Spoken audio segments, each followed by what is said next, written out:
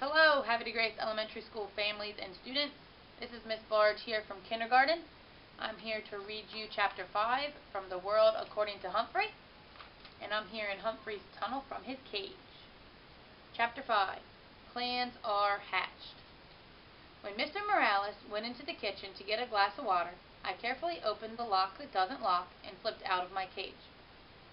I leaped over to the chair, then scampered down to the floor and hid in the corner behind the long curtains. Mr. Morales returned and sat down again. The children were still thumping and bumping and were now screaming and screeching as well. "Say, Humphrey, maybe you need some water too," he said, and leaned toward my cage. Mr. Morales gasped when he saw that it was empty. "Humphrey, where did you go? Oh, I should have known you'd escape. I'd run away from those kids if I could too. But do me a favor, Humphrey. Please come out." In a panic, he darted around the room. "The kids in room 26 will hate me if I lose you," he said. I felt sorry for Mr. Morales, so I scratched around a little. "There you are," he said, bending down to look at me. "Now let's get you back in your cage." Not quite yet, I thought. He reached down to pick me up, and I scampered forward, just a few inches past his hand. "Don't do this to me, Humphrey," he said. "Cooperate." But I wasn't doing anything to him. I was doing something for him. "Work with me," he said, but this time to himself. "Maybe, hey, that's it. You look down at me. With your help, Humphrey." Mr. Morales really swung into action then. He raced upstairs. The thumping and bumping stopped. When he raced back downstairs, Willie and Brenda were with him. "Close all the doors, Willie," he said. "But, Dad," Willie whined. "Close them," his father repeated firmly. "Now." Willie closed all the doors. "You two scared poor Humphrey with your screaming and poking and thumping. We may never see him again," he told them. Brenda burst into tears. "Humphrey's dead," she sobbed. "No, Humphrey's too smart for that," Mr. Morales told her. "But he will run away if you two aren't nice to him." Right. You have to be pretty smart to be a principal. Now, do you want to help me get Humphrey back?" "Yes!" the children shouted. Mr. Morales explained the plan. He said the only way they'd get me back in my cage was if they worked together. And they could only work together if they listened to him. Really listened. They were listening now, and they kept listening too, because he told them the most important thing they could do was to be quiet. So they were quiet. "I'm pretty sure he's still in the room. Our job is to lure him back into his cage," Mr. Morales whispered. He put my cage in the middle of the floor. Then he went to the kitchen and got a handful of sunflower seeds. Willie and Brenda helped him make a trail of seeds across the floor leading up to the cage. "Good," said Mr. Morales. "Now we have to be very quiet and wait for Humphrey to pick up the seeds. But if you say anything or even move, you might scare him." "We'll be quiet, Dad," said Willie. Brenda agreed. They all sat on the sofa. "Do you think it will work?" Willie whispered. "Of course," Brenda answered. "Dad's smart." Well, he's not the only one. I waited for a while. After all, the Morales children needed all the practice staying quiet they could get. When Willie got restless, I started skittering along the floor. "I hear him," said Brenda. "Shh," said Willie. I waited a few more seconds, then scrambled out of the corner and grabbed the closest seed. I could hear loud gasps from the children, but I pretended not to notice. I scurried toward the second seed. This plan Mr. Morales and I came up with was tasty. I could almost feel 3 pairs of eyes fixed on me, but I ignored them. I grabbed up the third and fourth seeds, hid them in my cheek pouch, and stopped right outside the open door of my cage. Inside, Mr. Morales had left a lovely pile of sunflower seeds. It was nice to be free, but my cage was home after all. Besides, until the day somebody fixes the lock that doesn't lock, I can get out whenever I want. The kids were still quiet, so I made a run for the cage. Mr. Morales quickly closed the door, and the children began to cheer. "We did it!"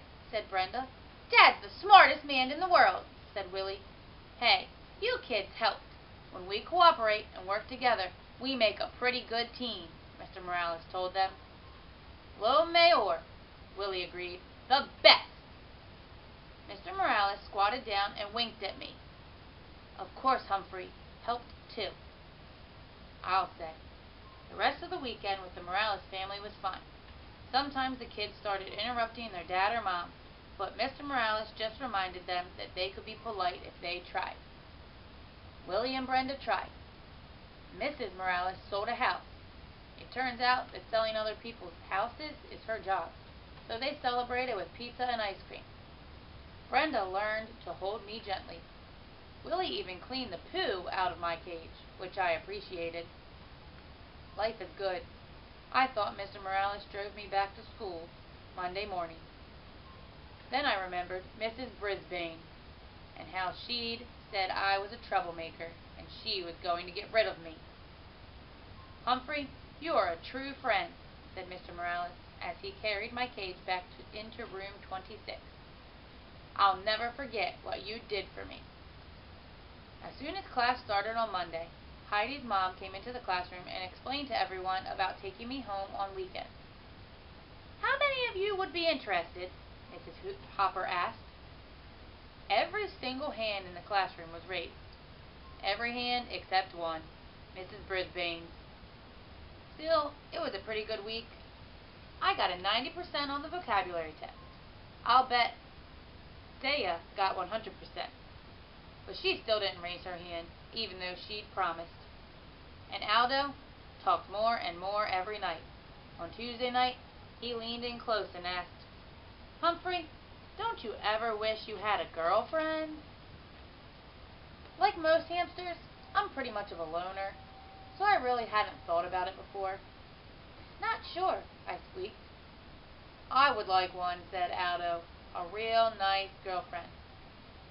I felt so sorry for Aldo.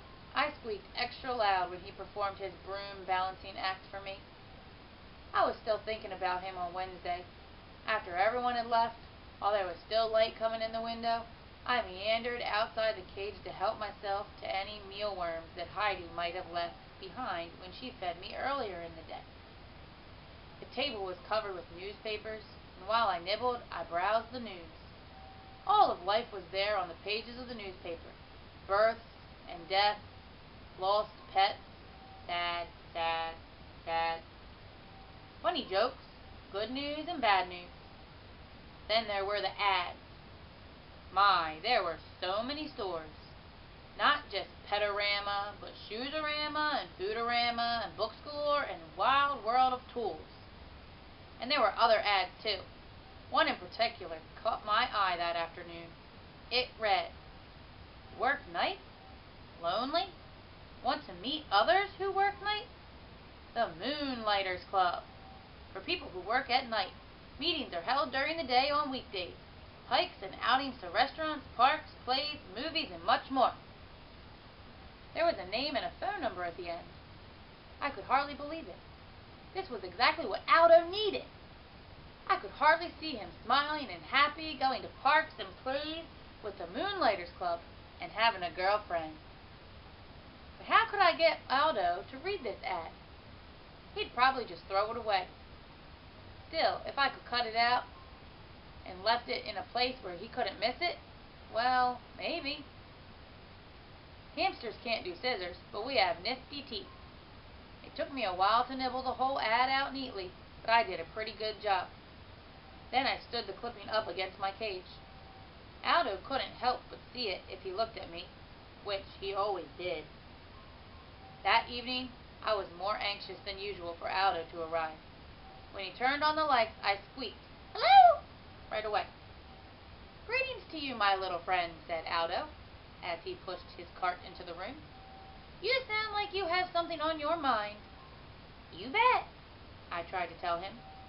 He ambled over to my cage and leaned down to look in. "What's happening, Humphrey?" he asked. I saw his eyes light on the scrap of newspaper. "Hey, I can hardly see you." He reached out and pushed the clipping aside. Read it! I squeaked right out. Of course, he didn't understand. He didn't even look at what the ad said. He just set it down next to the cage and leaned in closer. I was squeaking a blue streak. Look at it now! Calm down, Humphrey. I've got a treat for you, said Aldo. He reached into his pocket and pulled out a tiny bit of carrot. Your pal Aldo would never forget you. My heart sank. You try to help a human, and they don't even pay attention. But as you know, I don't give up easily. I squeaked happily when he balanced his broom on one finger, as usual. But my mind was on the Moonlighters Club and how to get Aldo there. After he left, I scrambled out of my cage, picked up the newspaper clipping, and tucked it inside my notebook. Then I hid the notebook behind my mirror. If I didn't, somebody mean, like Mrs. Brisbane, might throw it away. I was still wondering what to do with it the next day when Mrs. Brisbane rolled in a cart with a big machine on it.